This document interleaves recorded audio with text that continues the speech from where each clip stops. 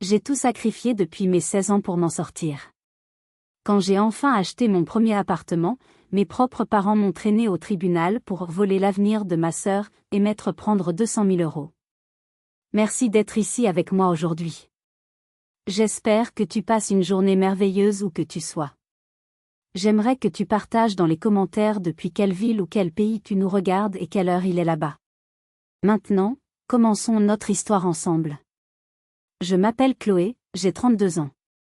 En cet instant précis, je suis assise à la table de ma cuisine, dans mon appartement des Pentes de la Croix-Rousse, à Lyon. La lumière dorée de fin d'après-midi, cette lumière si particulière qui nimbe la ville d'une douceur trompeuse, traverse la grande fenêtre d'atelier. Elle dessine des rectangles mouvants sur le parquet que j'ai moi-même poncé et vitrifié, et vient frapper une enveloppe posée devant moi. Une enveloppe épaisse, couleur crème, rigide, portant le sceau du tribunal de grande instance de Lyon. Son poids anormal m'avait déjà alerté en la retirant de la boîte aux lettres. À l'intérieur, un document qui a fait basculer mon monde, qui a fait voler en éclats la paix que j'avais mis 15 ans à construire, une assignation à comparaître devant le juge aux affaires familiales.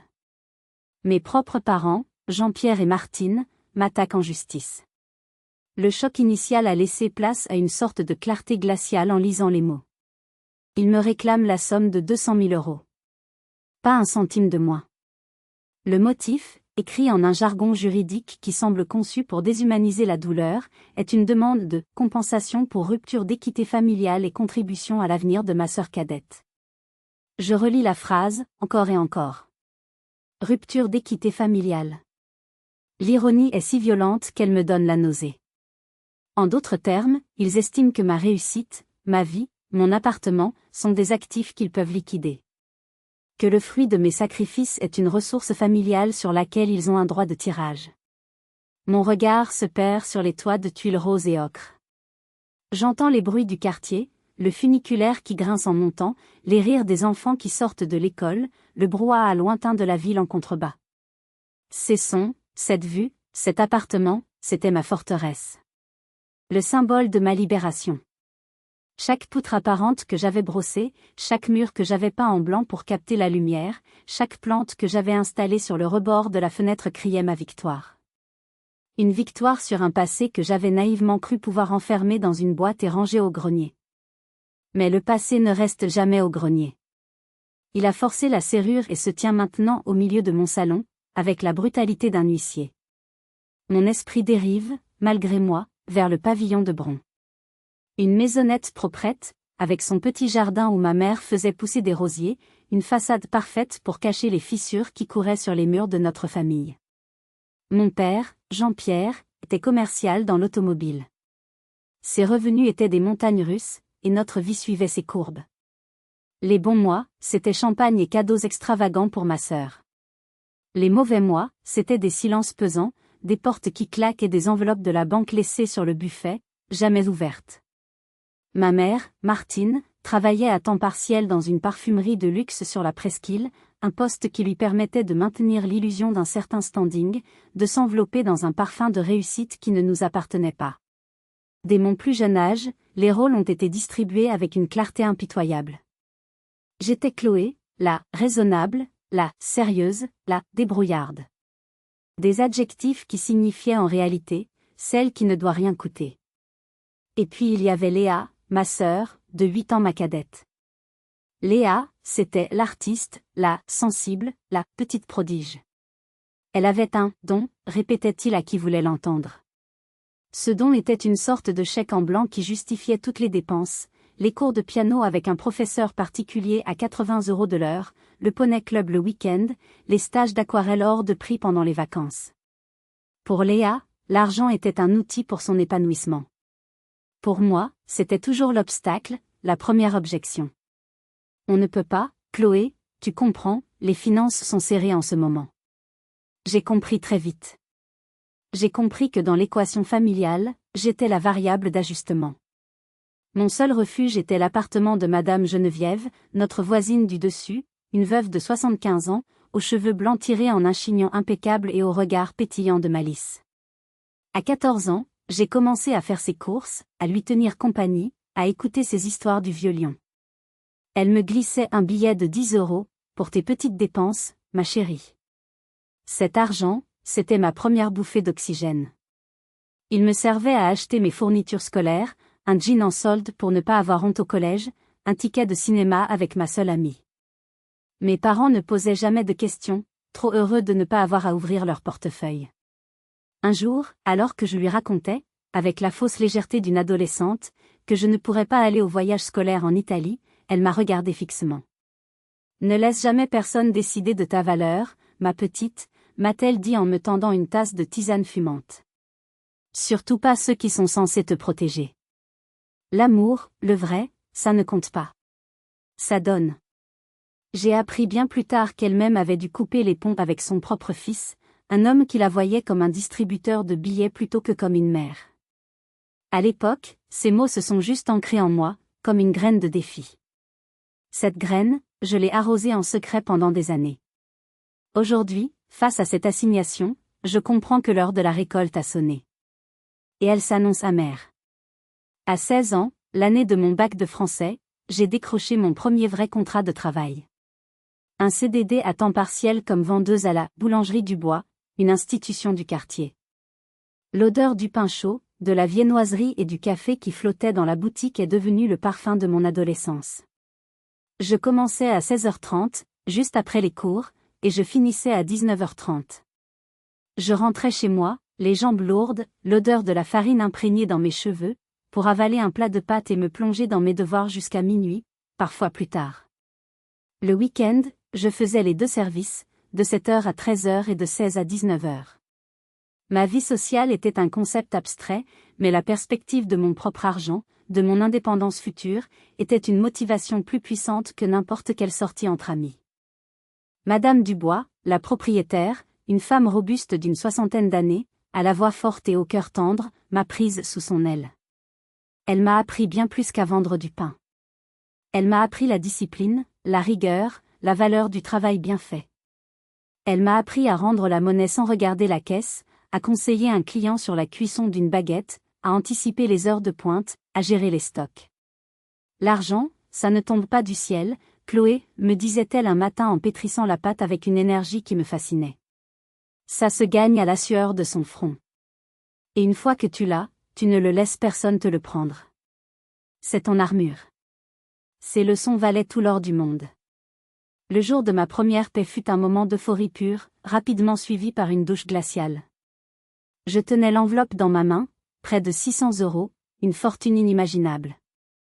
Je voyais déjà ce que j'allais en faire, ouvrir un compte épargne, mon « fonds d'évasion », comme je l'appelais secrètement, mettre de côté pour l'université, peut-être même m'acheter un ordinateur digne de ce nom. Ce soir-là, mon père m'attendait dans le salon.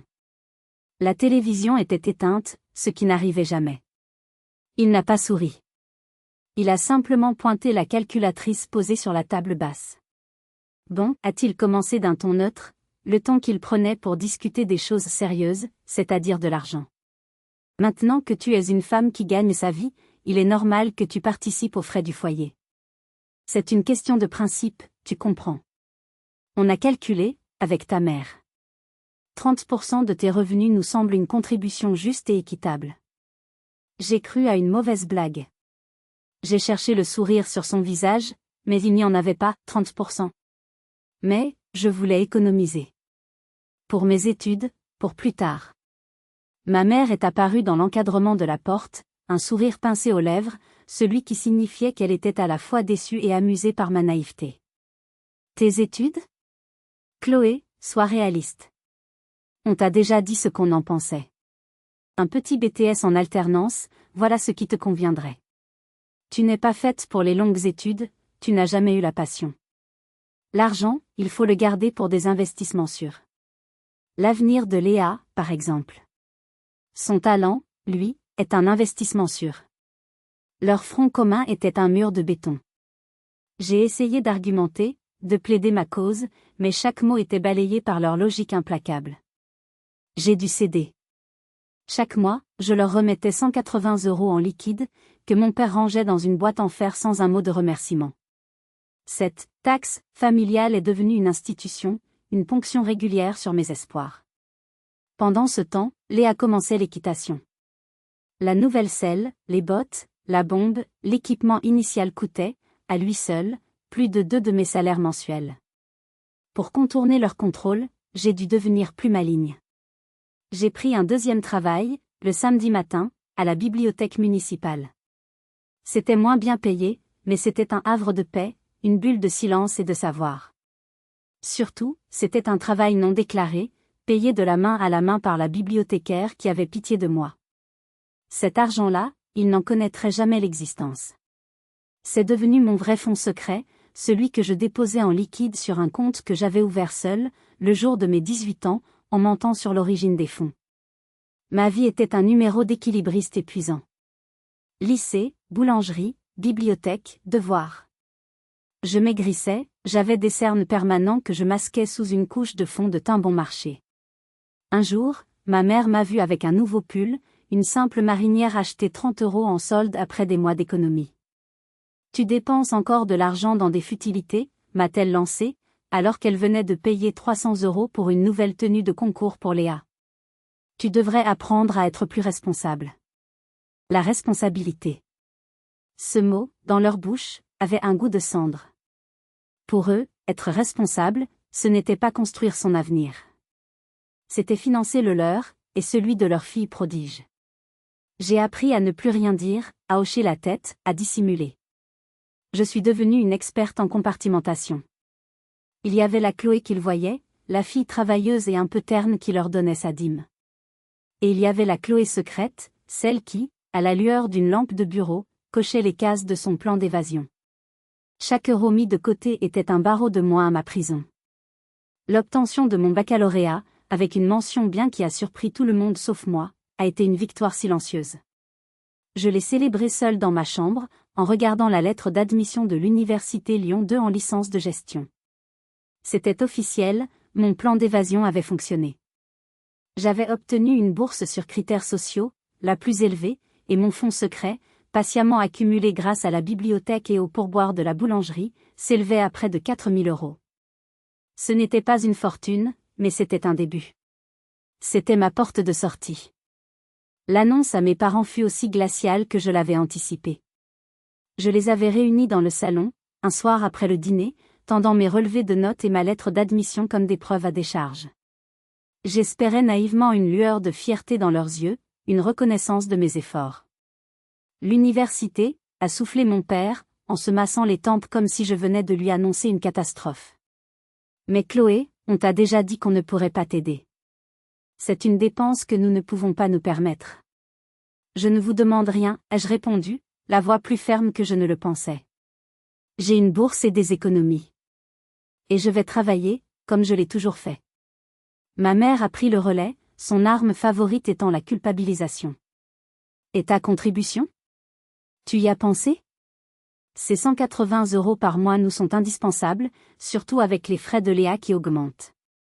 Tu nous mets dans une situation très compliquée, tu sais. C'est très égoïste de ta part. Ce fut un moment de clarté brutale et douloureuse. Je n'étais pas leur fille qui prenait son envol. J'étais un investissement qui cessait d'être rentable. Un manque à gagner. La discussion s'est envenimée. Ils m'ont accusé d'ingratitude, de ne penser qu'à moi, de mépriser la famille. Je suis restée stoïque, répétant en boucle que ma décision était prise, que mon avenir ne leur appartenait pas. Le jour de mon déménagement, l'atmosphère était polaire. Ils ne m'ont pas aidé. J'ai fait plusieurs allers-retours en bus, sous la pluie fine de septembre, traînant mes 2 valises et 3 cartons jusqu'à la résidence universitaire du Crous, à Grange-Blanche. Ma chambre faisait 9 mètres carrés, avec une douche et des toilettes partagées sur le palier. Les murs étaient jaunes et tristes, le mobilier était usé. Mais pour moi, c'était le plus beau des palais. C'était mon territoire, un espace où personne ne me demanderait de compte. J'ai rencontré ma colocataire, Camille. Une fille énergique, venue de la campagne ardéchoise, avec un accent chantant et un rire qui remplissait notre minuscule chambre. Elle aussi était boursière, elle aussi savait ce que c'était de compter chaque centime. Nous nous sommes comprises immédiatement. Les soirs où nous n'avions plus que des pâtes à manger, nous en rions. Nous partagions nos notes de cours, nos astuces pour économiser, nos rêves d'un avenir meilleur. Camille est devenue ma première véritable alliée, ma famille choisie. La vie à l'université était une course contre la montre. Les cours magistraux dans les amphis bondés, les travaux dirigés, les heures de révision à la bibliothèque, et le travail. J'avais trouvé un poste de serveuse dans un petit bouchon du Vieux-Lyon. J'aimais l'ambiance, le contact avec les clients, mais les services étaient éreintants. Je rentrais souvent après minuit, les pieds en feu, pour me replonger dans mes cours jusqu'à 2 ou 3 heures du matin. Chaque euro gagné était 1 euro pour moi, et pour moi seul. La taxe familiale était abolie. Cependant, le cordon n'était pas totalement coupé. Il s'était juste transformé en un fil téléphonique toxique. Les appels de mes parents étaient devenus prévisibles. Ils commençaient toujours par des banalités, des questions sur ma santé ou mes études qui sonnaient faux. Puis, inévitablement, venaient les demandes. Dis, Chloé, Léa a son gala de piano, il lui faut une nouvelle robe. C'est important pour son image. Tu ne pourrais pas nous dépanner de 100 euros? On te les rendra, bien sûr. Ton père a eu un problème avec la voiture, le garagiste nous demande 500 euros. On est vraiment coincé ce mois-ci. Tu es la seule à qui on peut demander. Au début, je cédais. Par habitude, par culpabilité, par un reste d'affection filiale tordue. Je me privais d'un repas, je repoussais l'achat d'un livre nécessaire pour mes cours, et j'envoyais l'argent. Mais Camille, avec son bon sens terrien, a commencé à me mettre en garde. Ils te prennent pour une banque, Chloé. Ils ne t'appellent jamais juste pour savoir si tu vas bien. Tu te saignes pour tes études, et eux, ils continuent de vivre comme si de rien n'était. Elle avait raison. Poussée par mon esprit de plus en plus analytique, j'ai commencé à tenir un tableur sur mon ordinateur. Un fichier Excel simple et brutal. Une colonne pour les dates, une pour le montant, une pour le motif invoqué. Je voulais des données, des faits. Je voulais comprendre la mécanique de cette relation financière unilatérale. Très vite, les chiffres sont devenus alarmants. En 2 ans de fac, je leur avais versé près de 3 000 euros. 3 000 euros qui m'avaient manqué pour remplacer mon ordinateur vieillissant ou pour m'acheter des vêtements corrects pour mes premiers entretiens de stage. J'ai commencé à dire non. D'abord timidement, en inventant des excuses. Puis plus fermement. Chaque refus était suivi d'un torrent de reproches, de chantage affectif. Tu as bien changé, me disait ma mère, la voix tremblante de fausse peine. L'argent t'a rendu dur et sans cœur. Le paradoxe était cruel. C'était leur obsession pour l'argent qui m'avait forcé à devenir dur.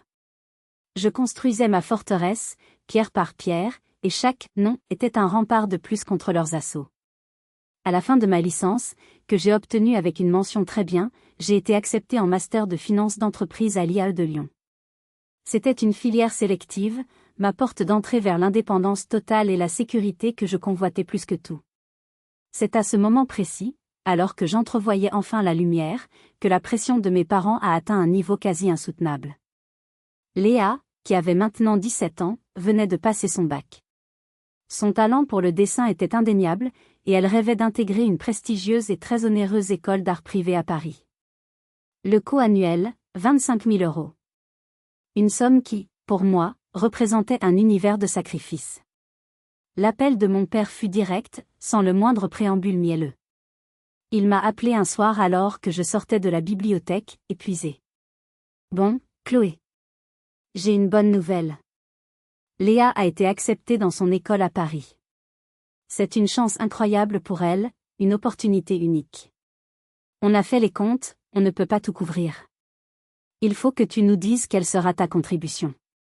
Le mot « contribution » a résonné en moi comme une insulte, comme le rappel de la « taxe » de mon adolescence. Ce n'était pas une demande, c'était une convocation, une exigence. Ma contribution, ai-je répété, m'arrêtant au milieu du trottoir, incrédule. Papa, on parle de 100 000 euros sur 4 ans. Je suis encore étudiante. Je vis avec une bourse et un job de serveuse. Comment veux-tu que je contribue? Tu es brillante, a-t-il rétorqué, utilisant pour la première fois un compliment comme une arme de manipulation. Tu vas intégrer un master prestigieux, tu vas avoir un excellent salaire dans 2 ans. Tu peux faire un prêt étudiant pour elle. C'est un investissement pour l'avenir de la famille. C'est ce que la famille fait, on s'entraide. L'ironie était si épaisse, si suffocante, que j'ai eu du mal à respirer. L'entraide? Où était l'entraide quand je mangeais des pâtes tous les jours pour payer mon loyer? Où était l'entraide quand je cumulais 2 boulots et que vous me preniez 30% de mon salaire de vendeuse? Où étiez-vous quand j'avais besoin de vous? La conversation s'est terminée par des cris, des accusations de sa part sur mon cœur de pierre et mon égoïsme monstrueux. Mais cette fois, quelque chose avait changé en moi. Je n'étais plus la jeune fille effrayée qui subissait. J'étais une femme qui avait appris à se battre, et qui avait désormais les outils intellectuels pour le faire. Au lieu de simplement raccrocher et de ruminer ma colère, j'ai décidé d'agir, de prendre le contrôle du narratif. J'ai mis mes compétences d'analyste au service de ma sœur. Pendant une semaine entière, j'ai passé mes soirées à la bibliothèque, non pas pour mes cours, mais pour elle. J'ai fait des recherches approfondies. J'ai compilé une liste d'excellentes écoles d'art public en France, en Belgique et en Suisse, des institutions réputées pour la qualité de leur enseignement et dont les frais de scolarité étaient dérisoires en comparaison. J'ai téléchargé des dossiers de bourse, j'ai surligné les critères qui correspondaient parfaitement au profil de Léa. J'ai même créé un business plan pour elle, un document Excel détaillé avec un budget prévisionnel, des idées de petits boulots dans le milieu artistique pour financer son matériel, des liens vers des logements étudiants abordables. J'ai mis tout ça dans un grand dossier, que j'ai imprimé et relié. Je l'ai envoyé à Léa par la poste, avec une longue lettre manuscrite. Chère Léa, écrivais-je, je ne peux pas et ne veux pas financer l'école privée que papa et maman ont choisie pour toi. Ce n'est pas contre toi, mais pour moi. Cependant, je crois sincèrement en ton talent, et je veux t'aider à réussir. Voici des pistes, des vraies solutions pour que tu puisses construire ton propre chemin, sans dépendre de personne. Je suis là pour t'aider à remplir ces dossiers, à préparer tes entretiens, à relire tes lettres de motivation. C'est ça, pour moi, la vraie entraide. Celle qui rend libre, pas celle qui enchaîne. Ma proposition a été reçue comme une déclaration de guerre. Ma mère m'a appelée, hors d'elle. Des écoles publiques? Pour un talent comme le sien? C'est indigne. Tu cherches à la rabaisser à ton niveau. Tu es jalouse, voilà la vérité. Quelques jours plus tard, j'ai reçu un appel de ma tante Isabelle, la sœur de ma mère. Isabelle a toujours été la voix de la mauvaise conscience dans notre famille, une experte en manipulation douce, en phrases assassines prononcées sur un ton mielleux. Ma chérie, a-t-elle commencé d'une voix pleine de sollicitude feinte. Ta mère est effondrée. Elle ne dort plus. Tu es en train de briser le rêve de ta sœur par pur égoïsme. Tu as tellement changé depuis que tu es à la ville. Et puis, tu ne comprends pas la situation dans laquelle nous sommes. Cette dernière phrase, lâchée comme par inadvertance, a allumé un voyant rouge dans mon esprit. C'était la deuxième fois que j'entendais cette expression. Quelle situation, Tati, ai-je demandé, le ton soudainement alerte, presque clinique. Oh, rien, des soucis, comme tout le monde a-t-elle éludé, un peu trop vite. Pense juste à ta petite sœur, Chloé. Elle mérite mieux que ça. Je n'ai pas insisté, mais cette conversation a été une révélation. Il n'y avait pas que le favoritisme. Il y avait autre chose. Un secret, une pression que je ne percevais pas encore, mais dont je sentais la présence, comme une ombre menaçante derrière le décor. Mon refus de payer pour Léa n'était pas seulement un caprice d'égoïste à leurs yeux, il faisait s'écrouler un plan bien plus vaste. Et j'étais bien décidée à découvrir lequel. La prise de conscience était totale, je n'étais pas en guerre contre un simple favoritisme, mais contre un système familial opaque et toxique, dont j'étais sur le point de découvrir les fondations pourries. Mon master a été un tunnel de travail intense, mais pour la première fois de ma vie, je voyais la lumière au bout. J'ai trouvé un refuge et une logique dans le monde de la finance. Les chiffres ne mentaient pas, les bilans étaient équilibrés, les stratégies avaient des conséquences prévisibles. Tout le contraire de la complexité irrationnelle de ma propre famille. J'ai excellé, non pas par passion pour la finance elle-même, mais par passion pour le contrôle et la sécurité qu'elle promettait. J'ai décroché mon stage de fin d'études dans un grand cabinet de conseil financier situé dans la tour de la Pardieu, un monolithe de verre et d'acier qui dominait la ville. C'était un autre monde. Mon tuteur de stage, Monsieur Bernard, un homme d'une cinquantaine d'années, au costume impeccable et au regard rigoureux mais juste, a rapidement décelé ma détermination. Il m'a confié un dossier complexe, un cas de restructuration d'entreprise que les autres stagiaires fuyaient. Je m'y suis plongé corps et âme, travaillant tard le soir, vérifiant chaque ligne, chaque hypothèse. Le jour de la présentation finale, j'ai exposé mes conclusions avec une assurance qui m'a moi-même surprise. À la fin, Monsieur Bernard m'a pris à part. Vous avez la niaque, mademoiselle, m'a-t-il dit, avec un rare sourire. C'est une qualité qui ne s'apprend pas dans les écoles. Ne la perdez jamais. 6 mois plus tard, j'étais embauché en CDI. Mon premier salaire d'analyste financière m'a semblé irréel. J'aurais pu, comme beaucoup de mes collègues, louer un bel appartement dans le 6e arrondissement, m'acheter une voiture, m'offrir des vêtements de marque et des week-ends à l'étranger. Mais des années de précarité avaient forgé en moi une discipline de fer, une méfiance instinctive envers le plaisir immédiat. Mon objectif n'était pas le confort, c'était la sécurité. La liberté absolue. L'invulnérabilité. J'ai donc loué un petit studio à Villeurbanne, fonctionnel et sans charme, mais dont le loyer dévorait moins d'un quart de mon salaire net. Le reste était méthodiquement épargné et investi. J'ai remboursé mon prêt étudiant en moins de 3 ans, une prouesse qui a laissé mon conseiller bancaire sans voix. Puis, j'ai commencé à construire mon apport pour un achat immobilier. Chaque euro économisé était une pierre ajoutée au mur de ma forteresse. Au bureau, mon travail acharné a payé. J'ai été promu analyste senior en un temps record. Mais cette promotion a attisé la jalousie d'un de mes collègues, Antoine. Fils d'une grande famille lyonnaise, diplômé d'une prestigieuse école de commerce, il ne comprenait pas comment moi, la petite boursière de la fac, je pouvais lui faire de l'ombre. Il me regardait avec un mélange de mépris et de curiosité, lançant des piques sur ma tenue ennuyeuse, sur le fait que j'apportais mon déjeuner dans un Tupperware, ou sur mon refus de participer aux soirées coûteuses. « Tu ne sais pas vivre, Chloé », me disait-il avec une condescendance qui me glaçait le sang. Il ne savait pas que je ne cherchais pas à vivre, mais à survivre. Et à gagner. À 31 ans, j'avais atteint mon objectif. J'avais un apport suffisant pour acheter mon propre appartement, sans dépendre de personne. Ma recherche a été aussi stratégique que mes plans d'épargne. Je ne voulais pas d'un appartement neuf et sans âme. Je voulais un lieu avec une histoire, un refuge. Je l'ai trouvé sur les pentes de la Croix-Rousse, ce quartier d'artistes et d'artisans qui avait toujours exercé sur moi une fascination. C'était un ancien atelier de Canut, un de ces appartements en duplex avec une immense verrière, des poutres apparentes et une mezzanine. C'était petit, 55 mètres carrés, mais c'était un lieu de caractère, un lieu qui respirait la liberté. La recherche a duré des mois. J'ai visité des dizaines d'appartements, avec une liste de critères précises, rejetant les uns pour un défaut de luminosité, les autres pour un mauvais agencement.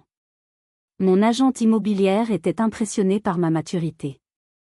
La plupart des gens de votre âge cherchent des coups de cœur, vous cherchez un investissement de vie, m'a-t-elle dit. Elle avait raison. C'était plus qu'un logement, c'était le couronnement de mon plan. Le jour de la signature chez le notaire, dans une étude cossue de la presqu'île, j'ai senti un poids quitter mes épaules, un poids que je portais depuis l'enfance. En paraphant chaque page de l'acte de vente, je ne faisais pas qu'acheter un bien immobilier, je rachetais ma propre vie. En recevant les clés, un simple trousseau avec une clé moderne et une vieille clé rouillée pour la cave, j'ai eu les larmes aux yeux. Ce n'était pas juste des clés. C'était le sceptre de mon royaume, la preuve tangible que j'avais réussi. J'avais construit ma forteresse, brique par brique, et je me jurais que personne ne pourrait jamais me l'enlever. C'est du moins ce que je croyais. Quelques semaines après mon emménagement, une fois les cartons principaux déballés et les meubles essentiels montés, je me suis sentie obligée d'inviter ma famille. Une part de moi, une part naïve et incurable que je détestais, espérait encore qu'ils seraient fiers. Qu'en voyant ce que j'avais accompli par mes propres moyens, ils me regarderaient enfin comme une adulte, comme leur égale. Ce fut une erreur de jugement catastrophique, une journée qui allait marquer le début de la fin. Ils sont arrivés un dimanche midi. J'avais passé la matinée à cuisiner, un poulet rôti avec des pommes de terre, un gâteau au chocolat, des plats simples et réconfortants. Je voulais créer une atmosphère de paix, une trêve. Mon père a fait le tour de l'appartement en fronçant les sourcils, les mains derrière le dos, comme un inspecteur des travaux finis. C'est plus petit que ce que j'imaginais, fut sa première remarque. Et cette mezzanine, ce n'est pas un peu dangereux? Ma mère a passé un doigt sur le plan de travail de la cuisine que j'avais mis des jours à choisir. Ce n'est pas du marbre, j'espère que c'est de la bonne qualité. Ça ne va pas s'abîmer? Seule Léa semblait sincèrement émerveillée, touchant les vieilles poutres en bois avec un sourire. C'est magnifique, Chloé. Ça te ressemble. Le déjeuner a été une épreuve de patience. J'essayais de maintenir une conversation légère, de parler de mon travail, du quartier. Mais chaque sujet semblait mener à une critique déguisée. Le quartier était trop bruyant, l'absence d'ascenseur, inconcevable pour des gens de notre âge, le simple vitrage de la verrière, une passoire thermique. Il ne voyait pas le charme, il ne voyait que les défauts, les dépenses, les problèmes. Puis, au moment du dessert, la bombe a été lâchée. Ma mère a posé sa cuillère avec un bruit sec. En fait, Chloé, a-t-elle commencé d'un ton faussement détaché, un ton que je connaissais par cœur et qui précédait toujours une mauvaise nouvelle. On doit te parler. Léa a des soucis. Léa a baissé les yeux, son visage se fermant instantanément. Elle était visiblement au courant de ce qui allait suivre et n'osait pas me regarder. Sa demande de prêt étudiant a été refusée, a enchaîné mon père, comme s'il récitait une leçon. À cause de notre dossier. Apparemment, on est trop endetté. La banque ne veut plus nous suivre. Je les ai regardés, mon cœur commençant à battre plus vite, un nœud se formant dans mon estomac. Je savais où cela menait. Et donc, ai-je demandé froidement, ma fourchette suspendue au-dessus de mon gâteau. Et donc, a dit ma mère, en posant ses coudes sur la table et en se penchant vers moi, comme une prédatrice. On s'est dit que maintenant que tu es propriétaire, que tu as un bon salaire, tu es dans une position confortable. Tu pourrais peut-être l'aider. 20 000 euros, c'est ce qu'il lui faut pour finir son année et valider son diplôme. C'est la dernière ligne droite. 20 000 euros? J'ai éclaté d'un rire nerveux, un rire qui sonnait faux dans le silence de l'appartement. Mais vous êtes sérieux? Je viens de mettre toutes mes économies, absolument toutes, dans cet appartement. Je suis endetté pour les 25 prochaines années. D'où voulez-vous que je sorte une telle somme? Tu pourrais faire un prêt hypothécaire, a suggéré mon père, comme si c'était l'idée la plus naturelle du monde. Gager ton appartement. C'est un excellent investissement. C'est pour l'avenir de ta sœur. Le mot « gager » a explosé dans ma tête. Gager ma forteresse. Gager ma liberté. Gager des années de sacrifice, de nuits blanches, de repas sautés. Jamais ai-je sifflé, ma voix tremblante de colère contenue. Il n'en est absolument pas question. Le visage de ma mère s'est durci, son masque de fausse sollicitude tombant pour révéler une expression de mépris glacial. Je vois. Monsieur a son petit confort, son petit nid douillet, et tant pis pour les autres. L'égoïsme incarné. Après tout ce qu'on a fait pour toi. Ce que vous avez fait pour moi, ai-je rétorqué, me levant de table, incapable de rester assise plus longtemps. Mais de quoi parlez-vous? J'ai 16 ans quand je commence à travailler pour payer mes affaires. J'ai 18 ans quand vous me prenez 30% de mon salaire de vendeuse. J'ai payé mes études, mes factures, ma nourriture. J'ai tout fait toute seule. Et vous osez me parler d'égoïsme? L'affrontement a été d'une violence inouïe. Les vieux dossiers, les injustices passées, tout a été déballé sur la table. Léa, en larmes, a tenté de s'interposer. Arrêtez, s'il vous plaît. Ce n'est pas la faute de Chloé. Tais-toi, toi, lui a lancé ma mère, se tournant vers elle avec une fureur nouvelle. Ce n'est pas de ta faute si ta sœur est un monstre de froideur et d'ingratitude. Alors qu'il se préparait à partir, mon père s'est approché de moi, le visage déformé par la colère. Tu crois que tu vas t'en tirer comme ça? Tu nous dois bien ça, Chloé. On verra ce que la justice en pense. Je les ai regardées partir, tremblantes de rage et de chagrin.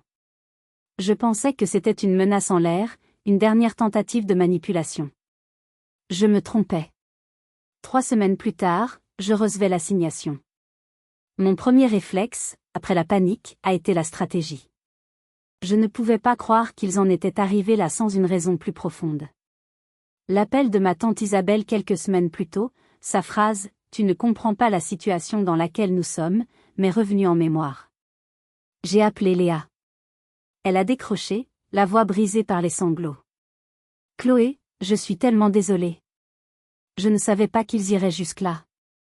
Je leur ai dit de ne pas le faire. » Léa, ai-je dit, d'une voix que je voulais calme et rassurante, malgré le chaos en moi. J'ai besoin que tu me dises la vérité. De quelle situation parlait Tati Isabelle? Pourquoi ont-ils un besoin si urgent de cet argent? Ce n'est pas que pour ton école, n'est-ce pas? Il y a eu un long silence, seulement coupé par ses reniflements. Puis, dans un murmure à peine audible, elle a lâché « Je ne sais pas tout. » C'est confus. Mais je les ai entendus parler avec Tati. Ils parlent d'une grosse dette. D'un truc que papa a signé il y a des années. Un investissement qui a mal tourné. Tati n'arrête pas de dire que si on ne paie pas, on va tout perdre. La maison, tout. La pièce manquante du puzzle venait de tomber en place, avec un bruit assourdissant. Ce n'était pas pour l'école de Léa. C'était pour eux. Mon appartement n'était pas une contribution à l'avenir de ma sœur. C'était leur bouée de sauvetage. Et ils étaient prêts à me noyer pour ne pas couler. La révélation de Léa a agi sur moi comme un électrochoc. La tristesse et le sentiment de trahison ont laissé place à une colère froide, une détermination quasi clinique. Je n'étais plus une victime abasourdie, j'étais une analyste avec un problème complexe à résoudre. Ils avaient déclenché une guerre, j'allais la mener avec mes propres armes, la logique, les faits et une préparation sans faille. Le front juridique fut ma première priorité. J'ai passé une journée entière à rechercher les meilleurs avocats de Lyon en droit de la famille. J'ai choisi maître Valérie Lefebvre, une femme dont la réputation de ténacité et d'intelligence n'était plus à faire. Lors de notre premier rendez-vous, dans son bureau sobre et élégant de la rue de la République, je n'ai pas pleuré. Je lui ai exposé les faits, chronologiquement, de l'épisode de la taxe familiale à l'assignation, en lui tendant une clé USB. « Qu'est-ce que c'est » m'a-t-elle demandé, intriguée par mon calme apparent. « C'est un dossier » ai-je répondu. Il contient le tableur de toutes les sommes que je leur ai versées depuis mes 18 ans, avec les dates, les montants et les motifs invoqués. Il y a aussi les scans de mes contrats de travail depuis la boulangerie, mes déclarations de revenus, la preuve du remboursement de mon prêt étudiant, et une modélisation financière que j'ai réalisée. Elle calcule ce que leur taxe de 30% a représenté en manque à gagner pour moi sur le long terme, en incluant les intérêts composés que j'aurais pu générer. Je l'ai préparé comme un cas d'entreprise. Maître Lefebvre a retiré ses lunettes, un léger sourire se dessinant au coin de ses lèvres. « Mademoiselle, je crois que vous et moi, nous allons très bien nous entendre. » Elle a examiné les documents, hochant la tête. Elle m'a confirmé que leur cas était juridiquement absurde, une tentative désespérée basée sur aucun fondement légal solide. « Mais ne vous y trompez pas, m'a-t-elle prévenue. Leur but n'est pas de gagner. Leur but est de vous épuiser, de vous faire craquer pour que vous acceptiez un arrangement à l'amiable et que vous leur donniez de l'argent. La procédure sera éprouvante. Je ne craquerai pas, ai-je affirmé, et je le pensais de chaque fibre de mon être. Mais un second front, plus insidieux et tout aussi dangereux, s'est ouvert là où je m'y attendais le moins, au bureau. La pression du procès à venir me rendait inévitablement nerveuse. Je devais passer des coups de fil discrets mais tendus à mon avocate ou à Léa, qui était devenue ma source d'information sur l'état d'esprit de nos parents. Un jour, pensant être seule, je me suis isolée dans une petite salle de réunion vide pour appeler ma tante Isabelle. Je voulais tenter de la faire parler, d'en savoir plus sur cette fameuse dette. La conversation a rapidement tourné au vinaigre. Je n'ai pas vu Antoine passer dans le couloir au même moment. Il a ralenti, l'oreille tendue, juste assez longtemps pour entendre des bribes de ma conversation. Dette, tribunal, maison, vous n'aurez pas un centime. Ce fut pour lui une occasion en or de me nuire. Nous étions tous les deux en lice pour diriger un nouveau projet stratégique pour un client important, un projet qui pouvait accélérer considérablement une carrière. Antoine a commencé à distiller le poison avec une habileté perverse. Il n'a rien dit directement, mais il a laissé entendre à notre directeur et à quelques collègues influents que j'avais de graves problèmes personnels, que j'étais distraite, impliqué dans une sale histoire de famille, émotionnellement instable. Il a utilisé le stéréotype de la femme hystérique pour saper ma crédibilité professionnelle, suggérant que je n'étais pas fiable pour gérer un projet d'une telle envergure. Je l'ai senti dans les regards fuyants, dans les conversations qui s'arrêtaient net quand j'arrivais. La situation a culminé une semaine avant la présentation finale au client. Monsieur Bernard, mon directeur, m'a convoqué dans son bureau, avec Antoine. Mon cœur s'est serré. J'ai cru que j'allais être écarté du projet, que la stratégie d'Antoine avait fonctionné. Asseyez-vous, a dit Monsieur Bernard d'un ton grave. Il a regardé Antoine droit dans les yeux. Antoine, il est venu à mes oreilles que vous faites circuler des rumeurs sur la situation personnelle de Chloé pour la discréditer dans le cadre de ce projet. Est-ce exact? Antoine est devenu blême. Il a bafouillé. Pas du tout. Je m'inquiétais juste pour elle, elle a l'air si tendue. Monsieur Bernard l'a coupé net, sa voix devenant glaciale. Votre inquiétude est mal placée et votre comportement est indigne d'un cadre de cette entreprise. Ici, nous évaluons les gens sur leurs compétences et leurs résultats, pas sur les ragots de couloir.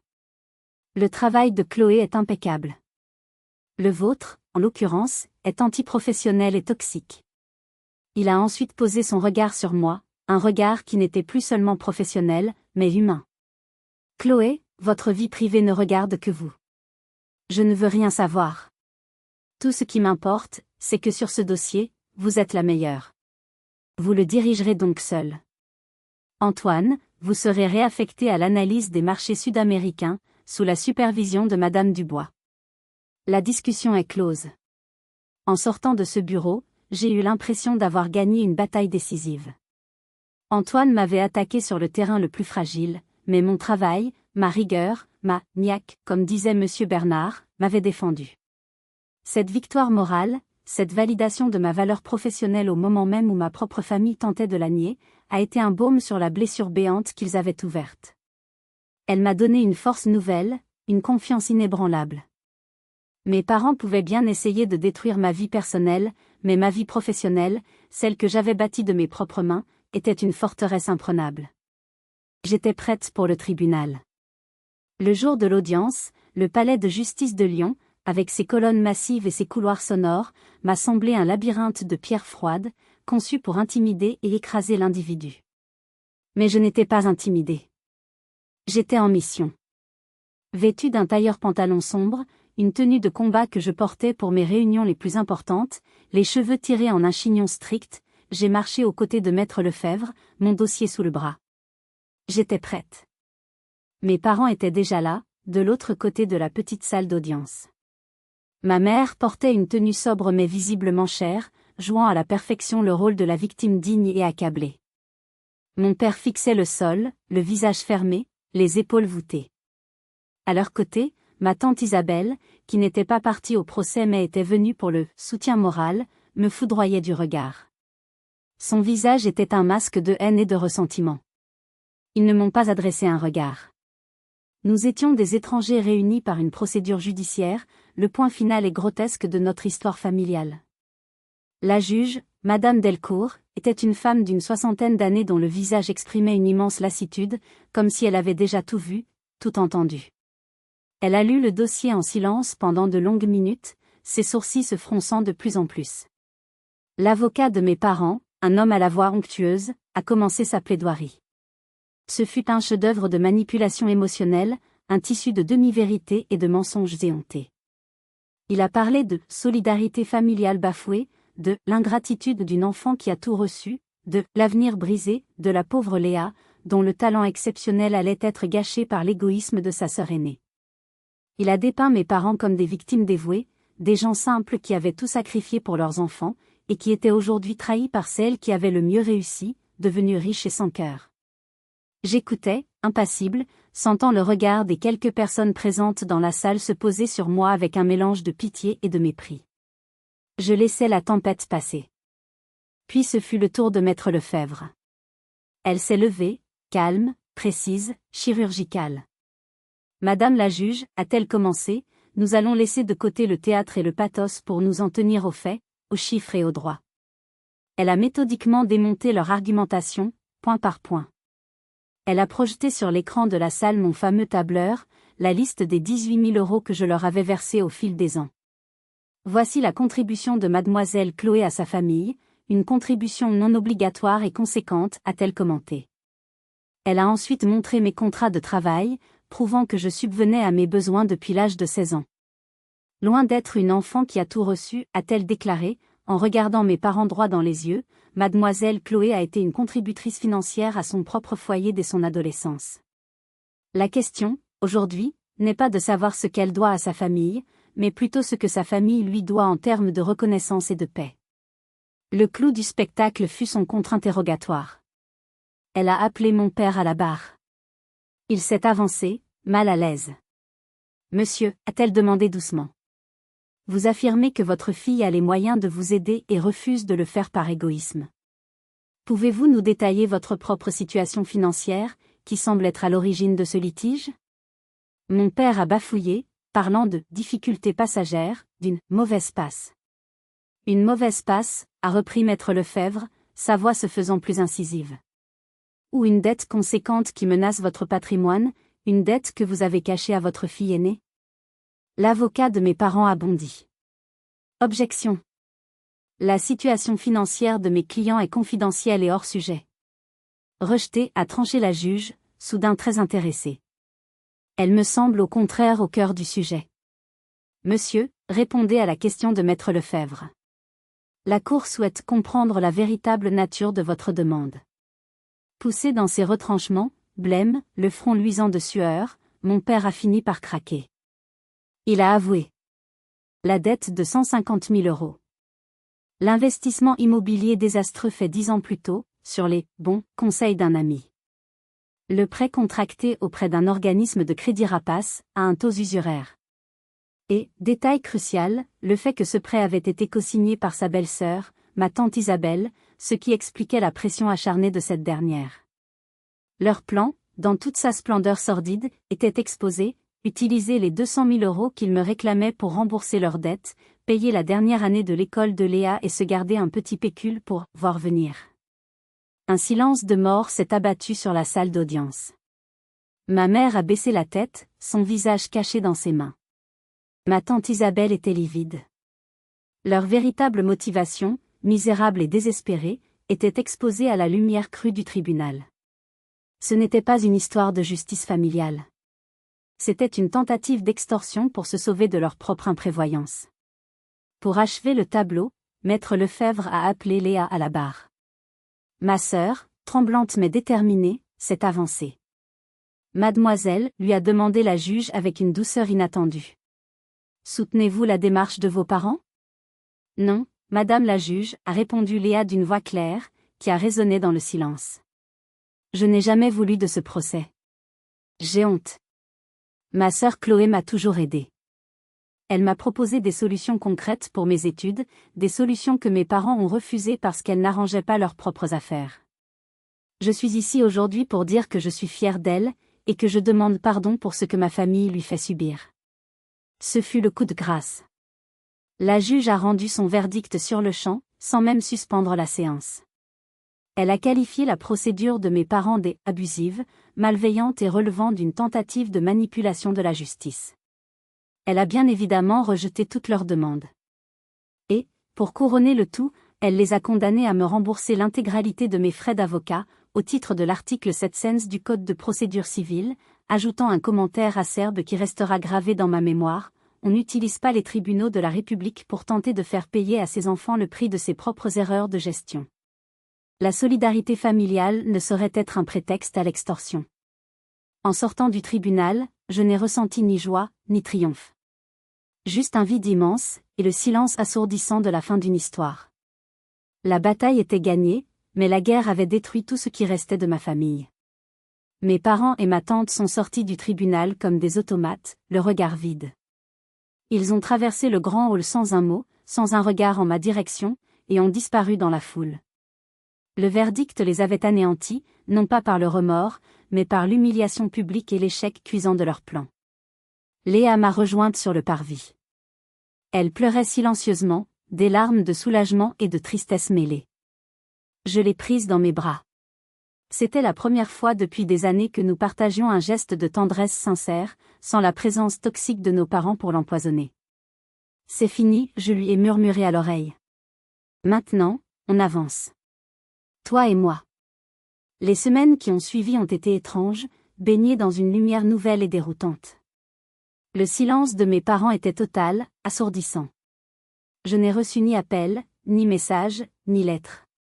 C'était comme s'ils avaient été effacés de la surface de la Terre. J'ai continué ma thérapie avec le docteur Renaud. Nous n'avons pas travaillé sur la réconciliation. C'était un concept devenu absurde, une illusion à laquelle je ne voulais plus croire. Nous avons travaillé sur le deuil. Le deuil de la famille que j'aurais dû avoir, le deuil des parents aimants et protecteurs que je n'aurai jamais. Vous ne pouvez pas réparer ce qui a été conçu pour être cassé, m'a-t-il dit lors d'une séance particulièrement difficile, alors que je luttais contre une vague de culpabilité irrationnelle. Vous pleurez une relation qui n'a jamais vraiment existé, sauf dans vos espoirs d'enfant. C'est un deuil légitime.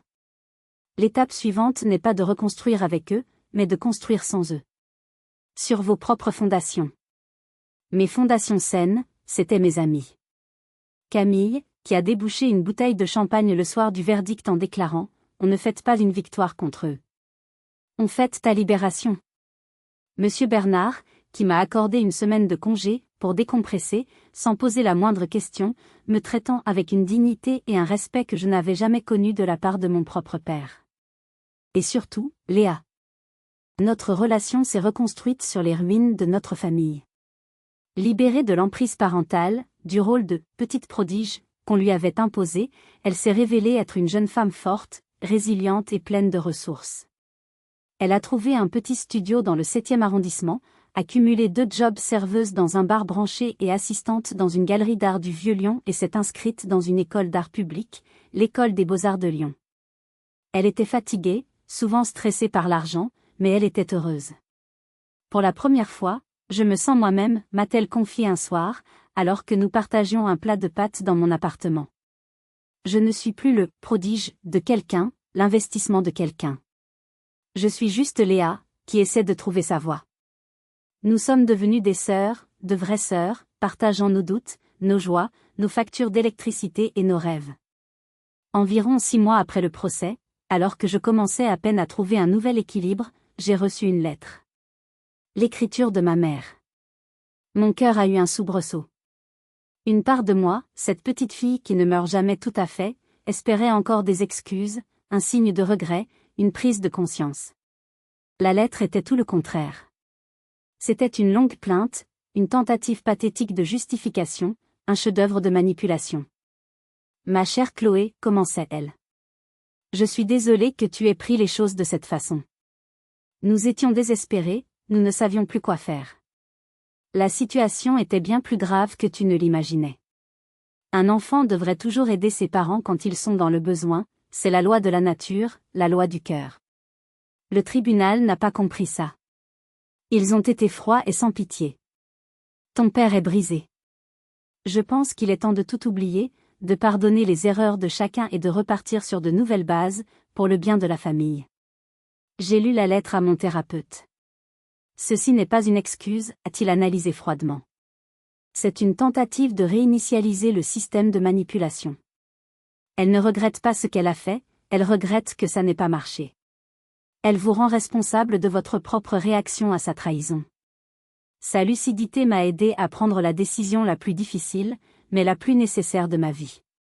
Je ne lui ai pas répondu par une rencontre, ni même par un appel. J'ai pris une feuille de papier, un beau papier que j'utilisais pour les occasions importantes, et j'ai écrit « Moi aussi ». Ma lettre était courte, sans colère ni reproche, aussi clinique qu'un rapport d'audit.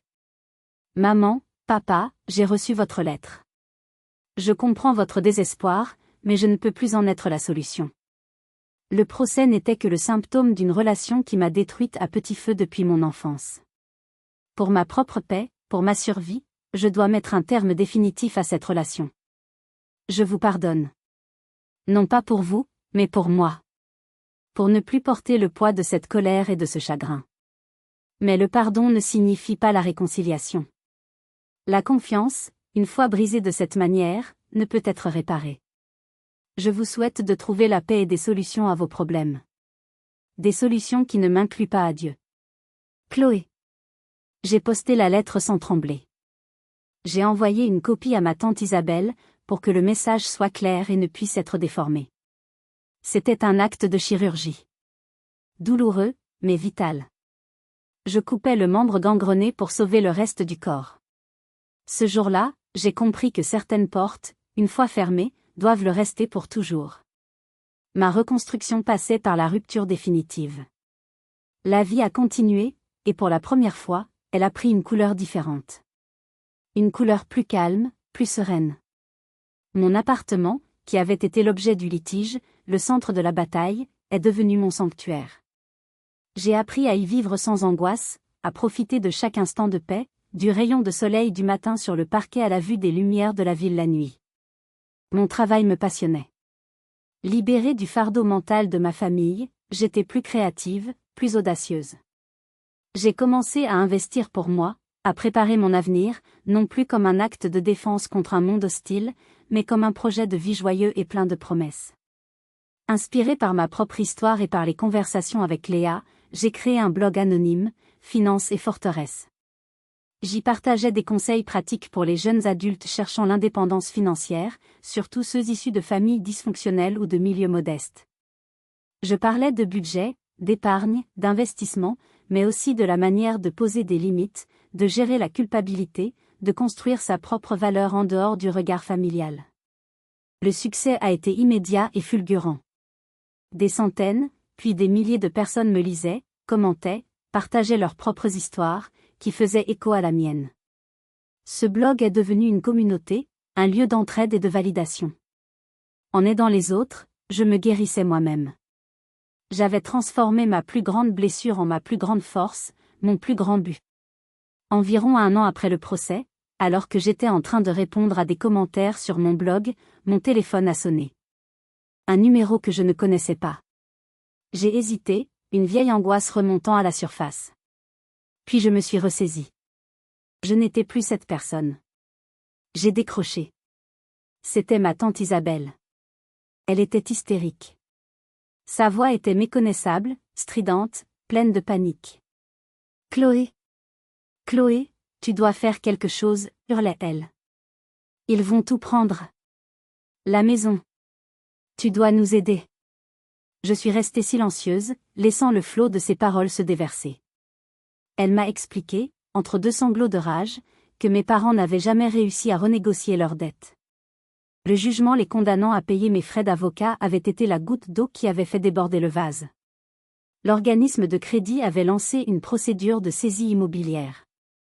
La maison de mon enfance, le pavillon de Bron avec ses rosiers et sa façade proprette, allait être vendue aux enchères. « Tu aurais pu nous sauver » a-t-elle crié, sa voix se brisant dans une accusation venimeuse. « Tu avais l'argent. Tu as préféré garder ton bel appartement pour toi toute seule.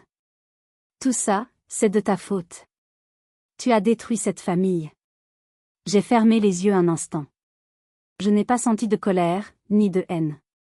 Juste une profonde lassitude. J'ai revu la petite fille de 16 ans qui comptait ses pièces pour s'acheter un cahier. J'ai revu l'étudiante qui mangeait des pâtes froides entre 2 services, en rêvant d'un avenir meilleur. J'ai revu la jeune femme qui se battait seule au tribunal contre ceux qui l'avaient mise au monde et qui tentaient de la dépouiller. Puis j'ai rouvert les yeux. J'ai regardé par la grande fenêtre de mon appartement, ma forteresse. La vue sur Lyon, sur Fourvière, était magnifique. Le ciel était clair. « Non, Isabelle, ai-je dit, d'une voix parfaitement calme, une voix dénuée de toute émotion, une voix qui venait d'un lieu de paix que je ne lui aurais jamais cru accessible. Ce n'est pas ma faute. » Et j'ai raccroché. Je n'ai pas bloqué son numéro. Je n'en avais pas besoin. Le lien était coupé, pour de bon, dans ma tête et dans mon cœur. Je n'ai ressenti ni plaisir, ni vengeance. Juste un silence. Le silence de la faim. La paix profonde de celui qui a enfin posé un fardeau qu'il n'aurait jamais dû porter. Quelques minutes plus tard, mon téléphone a vibré à nouveau. Ce n'était pas elle. C'était un message de Léa. Une photo. C'était une de ses toiles, une magnifique explosion de couleurs, abstraite et vibrante, accrochée sur le mur blanc d'une galerie d'art.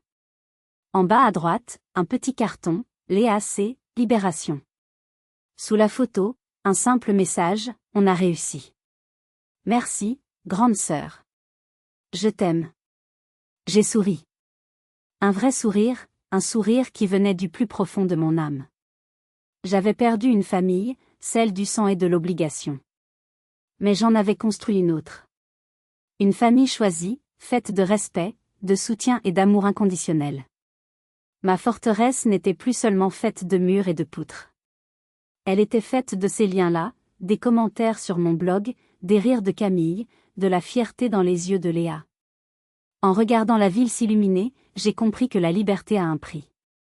Parfois, ce prix est la solitude. Parfois, c'est la rupture. Mais la paix intérieure, elle, n'a pas de prix. Et pour la première fois de ma vie, j'étais enfin, et irrévocablement, en paix.